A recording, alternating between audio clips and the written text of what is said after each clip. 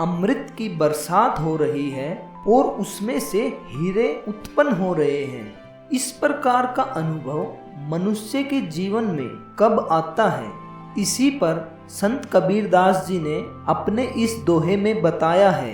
यह दोहा इस प्रकार से है। अमृत बरसे हीरा निपजे, घंटा पड़े टकसाल। कबीर जुलाहा भया पारसु, अग भई उतरिया पार। इस दोहे का शब्दार्थ है अमृत बरसे हीरा निपजे, मतलब अमृत की बरसात हो रही है और उसमें हीरे पैदा हो रहे हैं। घंटा पड़े टकसाल, मतलब मानस तत्व में अनहद नाद की ध्वनि बज रही है। कबीर जुलाहा भया पारसु, मतलब संत कबीर जुलाहा अब इसमें अनुभवी हो गया है।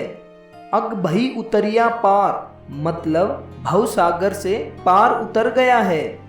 इस दोहे का भावार्थ है, ईश्वर मिलन के सुख का वर्णन करते हुए संत कबीरदास जी कहते हैं कि ईश्वर के समीप निरंतर ही अमृत बरस रहा है, निरंतर अमृत रस की बरसात हो रही है। उस स्थान पर निरंतर ही अनहद नाद बजता रहता है। ज्ञान रूपी मोती उसी स्थान पर उत्पन्न होते हैं। संत कबीर जुलाहा उसका अब पारखी बन चुका है। जुलाहा होकर भी वह उस परम तत्व को पहचान चुका है। परम तत्व आंतरिक है, बाहरी नहीं। इसे गुरु ही समझा सकता है।